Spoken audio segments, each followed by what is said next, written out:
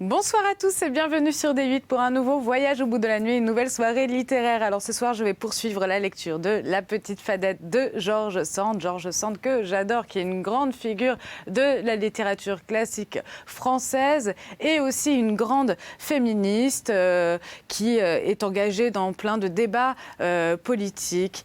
Voilà, donc nous allons lire La Petite Fadette qui est une histoire qui tourne autour de deux frères jumeaux qui, une fois séparés, ont de la peine à vivre l'un sans l'autre, surtout l'un qui est plus fragile, plus sensible, plus émotif que l'autre qui est un peu plus costaud et disons, qui est plus pragmatique, plus logique. Voilà. Parallèlement, on suit la transformation de façon progressive de la petite Fadette, la petite fille de la vieille Fadette, réputée sorcière. Elle sera traitée de sorcière, surtout qu'elle est laide et malpropre, au début du moins. Mais cela n'empêchera pas à Landry, selon une promesse faite à la Fadette, de danser avec elle à plusieurs reprises lors d'une fête de l'église au vu et au su de tout le monde. C'est ça l'amour.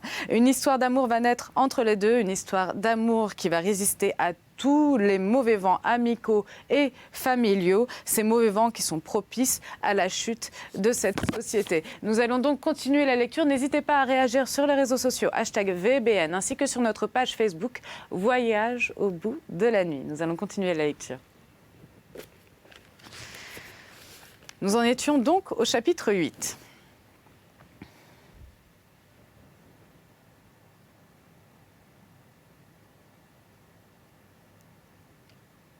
Cette idée que Sylvinet pouvait avoir eu envie de se détruire passa de la tête de la mère dans celle de Landry, aussi aisément qu'une mouche dans une toile d'araignée. Et il se mit vivement à la recherche de son frère. Il avait bien du chagrin tout en courant, et il se disait « Peut-être que ma mère avait raison autrefois de me reprocher mon cœur dur, mais à cette heure, il faut que Sylvinet ait le sien bien malade pour faire toute cette peine à notre pauvre mère et à moi. » Elle courut de tous les côtés sans le trouver, l'appelant sans qu'il lui répondît, le demandant à tout le monde sans qu'on pût lui en donner des nouvelles. Enfin, il se trouva au droit du pré de la Joncière et il y entra parce qu'il se souvint qu'il y avait par là un endroit que Sylvinet affectionnait. C'était une grande coupure que la rivière avait faite dans les terres en déracinant 2 ou 3 vergnes qui étaient restés en travers de l'eau, les racines en l'air. Le père Barbeau n'avait pas voulu les retirer. Il les avait sacrifiés parce que, de la manière qu'ils étaient tombés, il retenait encore les terres qui restaient prises en gros cossons dans leurs racines. Et cela était bien à propos, car l'eau faisait tous les hivers beaucoup de dégâts dans sa Joncière, et chaque année lui mangeait un morceau de son pré. Landry approcha donc de la coupure, car son frère et lui avaient la coutume d'appeler comme cela cet endroit de leur Joncière. Il ne prit pas le temps de tourner jusqu'au coin où ils avaient fait eux-mêmes un petit escalier en mode de gazon appuyé sur des pierres et des racicots, qui sont de grosses racines sortant de terre et donnant du rejet. Il sauta du plus haut qu'il put pour arriver vitement au fond de la coupure, à cause qu'il y avait au droit de la rive de l'eau tant de branchages et d'herbes plus hautes que sa taille, que si son frère s'y fût trouvé, il n'eût pu le voir, à moins d'y entrer. Il y entra donc en grand émoi, car il avait toujours dans son idée ce que sa mère lui avait dit, que Sylvinet était dans le cas d'avoir voulu finir ses jours. Il passa et repassa dans tous les feuillages et battit tous les herbages, appelant Sylvinet en sifflant le chien qui sans doute l'avait suivi, car de tout le jour on ne l'avait point vu à la maison non plus que son jeune maître. Mais Landry eut beau appeler et chercher, il se trouva tout seul dans la coupure.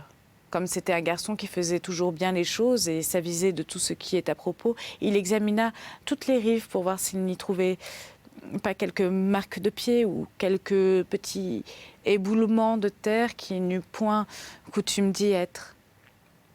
C'est une recherche bien triste et aussi bien embarrassante, car il y avait environ un mois que Landry n'avait vu l'endroit.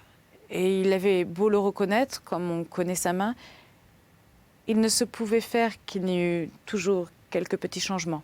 Toute la rive droite était gazonnée et mêmement, dans tout le fond de la coupure, le jonc et la prêle avaient poussé si dru dans le sable qu'on ne pouvait voir un coin grand comme le pied pour y chercher une empreinte. Cependant, à force de tourner et de retourner, Landry trouva dans un fond la piste du chien et même un endroit d'herbe foulée, comme si Finot ou tout autre chien de sa taille s'y fût couché en rond.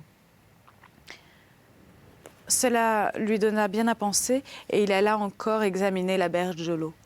Il s'imagina trouver une déchirure toute fraîche, comme si une personne l'avait faite avec son pied en sautant ou en se laissant glisser. Et quoique la chose ne fût point claire, car ce pouvait tout aussi bien être l'ouvrage d'un de ces gros radeaux qui fourragent, creusent et rongent en pareil endroit, il se mit si fort en peine que ses jambes lui manquaient et qu'il se jeta sur ses genoux, comme pour se recommander à Dieu. Il resta comme cela un peu de temps, n'ayant ni force ni courage pour aller dire à quelqu'un ce dont il était si fort angoissé, et regardant la rivière avec des yeux tout gros de larmes, comme s'il voulait lui demander compte de ce qu'elle avait fait de son frère. Et pendant ce temps-là, la rivière coulait bien tranquillement, frétillant sur les branches qui pendaient et trempaient le long des rives, et s'en allant dans les terres, avec un petit bruit, comme quelqu'un qui rit et se moque à la sourdine. Le pauvre Landry se laissa gagner et surmonter par son idée de malheur, si fort qu'il en perdait l'esprit, et que, d'une petite apparence qui pouvait bien ne rien présager, il se faisait une affaire à désespérer du bon Dieu.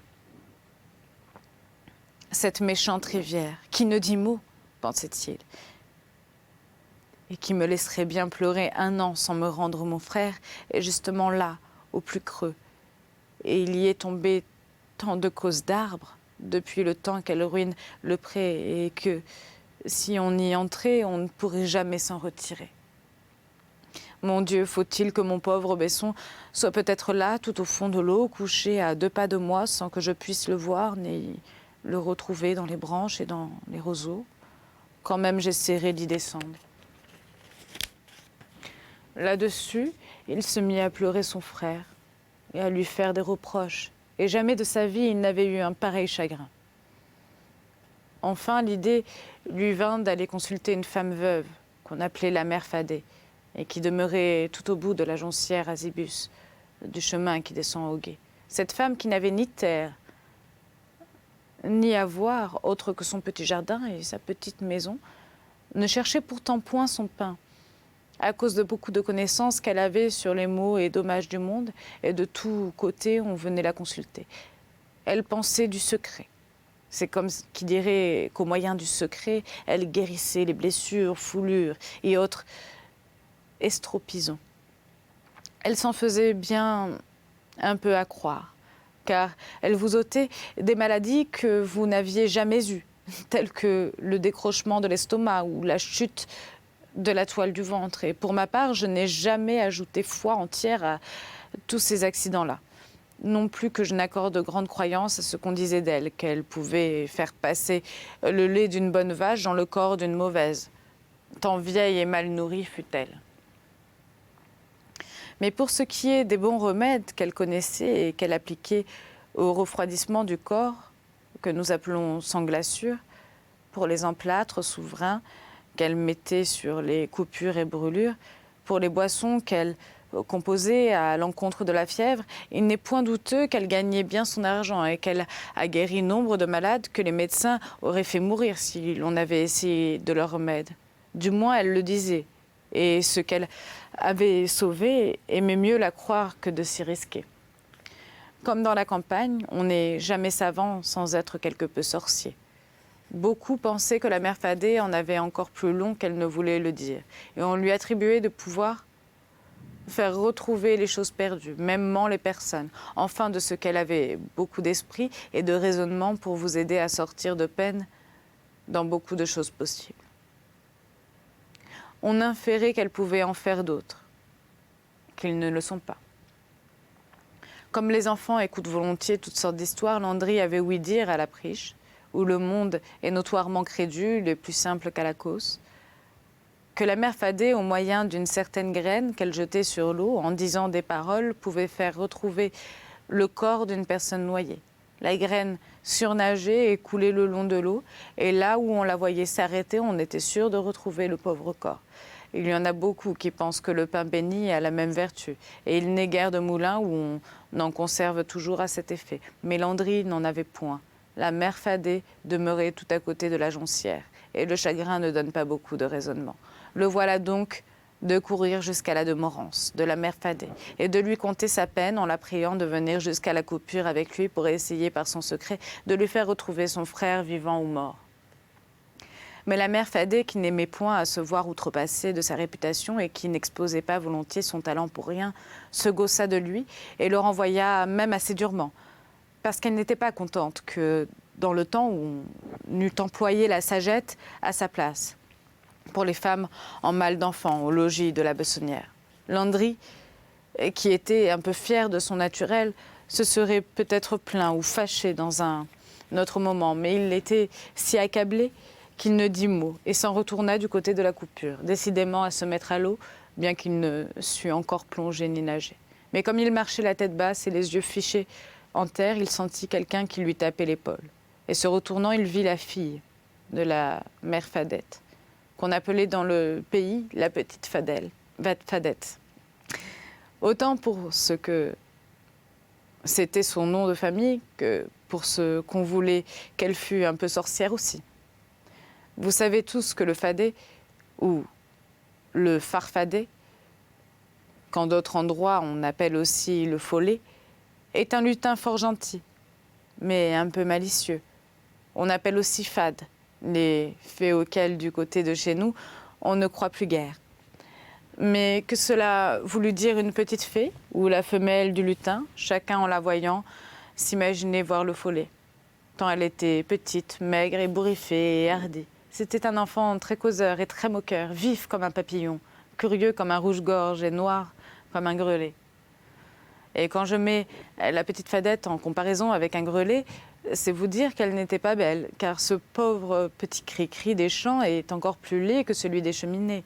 Pourtant, si vous vous souvenez d'avoir été enfant et d'avoir joué avec lui, en le faisant enrager et crier dans votre sabot, vous devez savoir qu'il a une petite figure qui n'est pas sotte et qui donne plus envie de rire que de se fâcher. Aussi, les enfants de la cause qui ne sont pas plus bêtes que d'autres et qui, aussi bien que les autres, observent les ressemblances et trouvent les comparaisons, appelait-il la petite Fadette le grelet, quand il voulait la faire enrager, mêmement quelquefois par manière d'amitié, car en la craignant un peu pour sa malice, il ne la détestait point, à cause qu'elle leur faisait toutes sortes de contes et leur apprenait toujours des jeux nouveaux, qu'elle avait l'esprit d'inventer. Mais tous ces noms et surnoms me feraient bien oublier celui qu'elle avait reçu au baptême et que vous auriez peut-être plus tard envie de savoir. Elle s'appelait Françoise. C'est pourquoi sa grand-mère, qui n'aimait point à changer les noms, l'appelait toujours Fanchon. Comme il y avait depuis longtemps une pique entre les gens de la Bessonnière et la mère Fadée, les Bessons ne parlaient pas beaucoup à la petite Fadette. Mêmement, ils avaient comme un éloignement pour elle et n'avaient jamais bien volontiers joué avec elle, ni avec son petit frère, le Sotorio,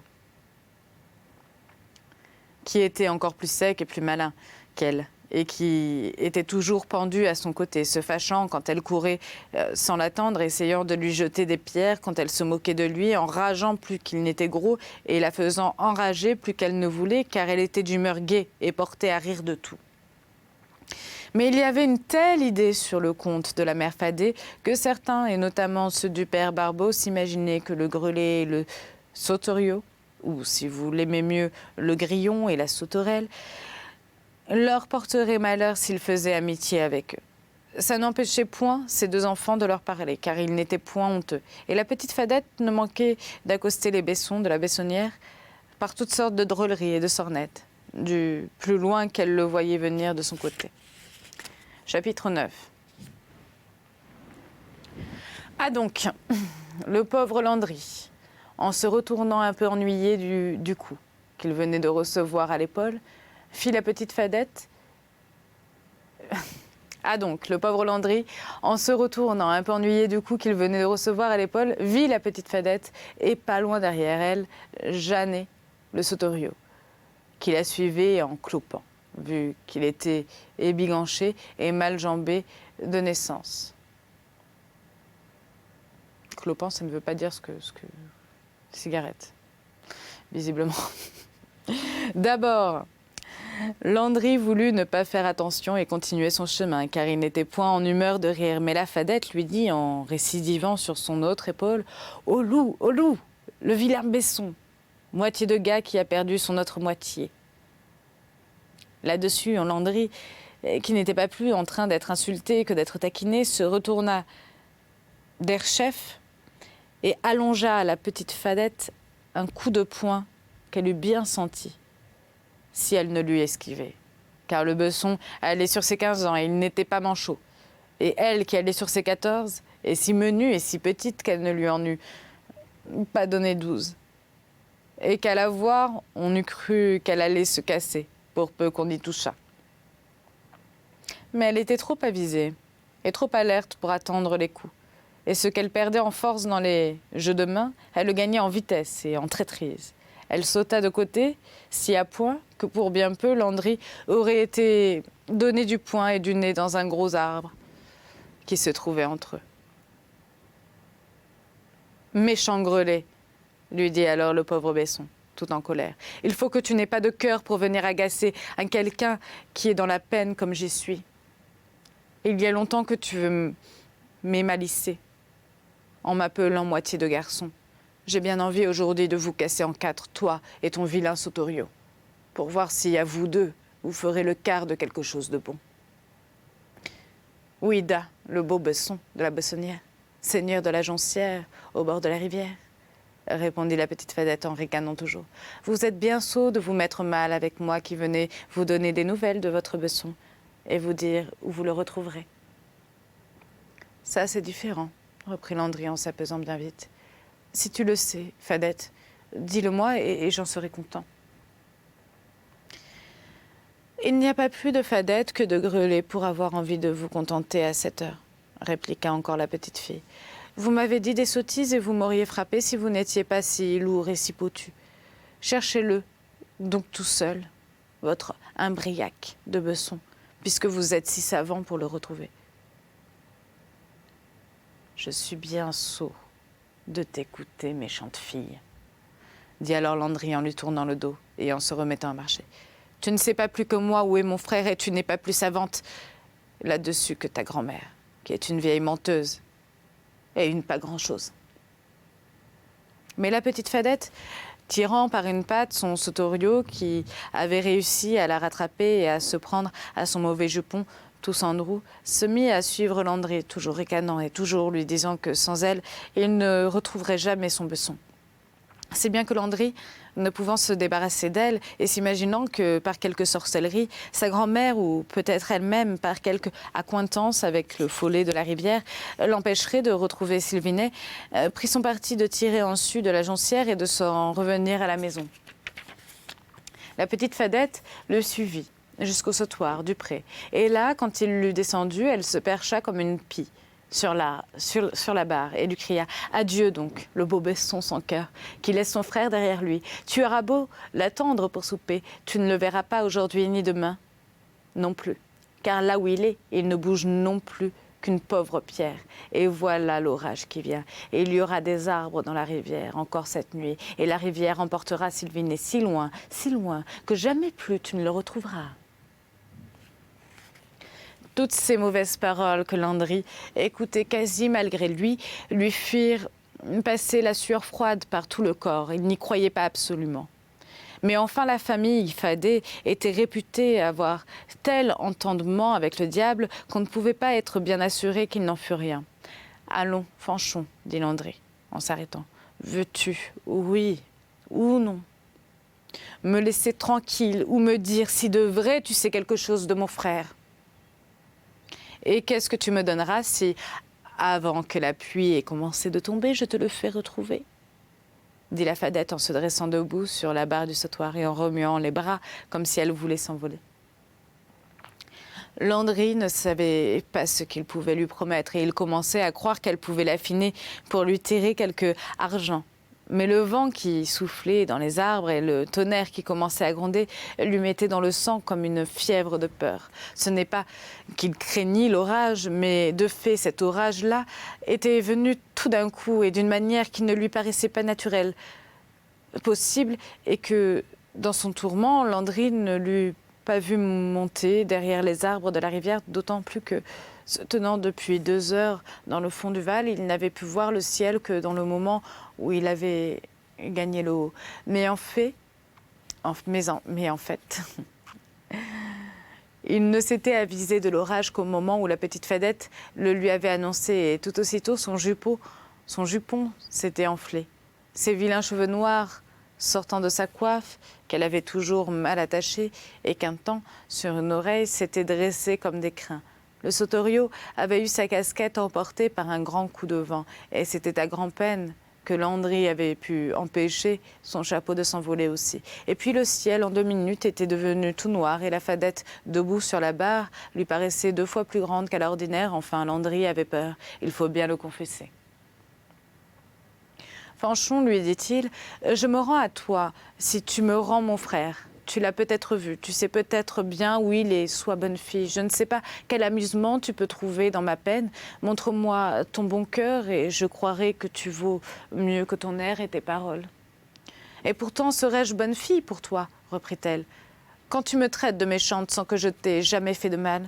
Pourquoi aurais-je bon cœur pour 2 baissons qui sont fiers comme 2 coqs et qui ne m'ont jamais montré la plus petite amitié?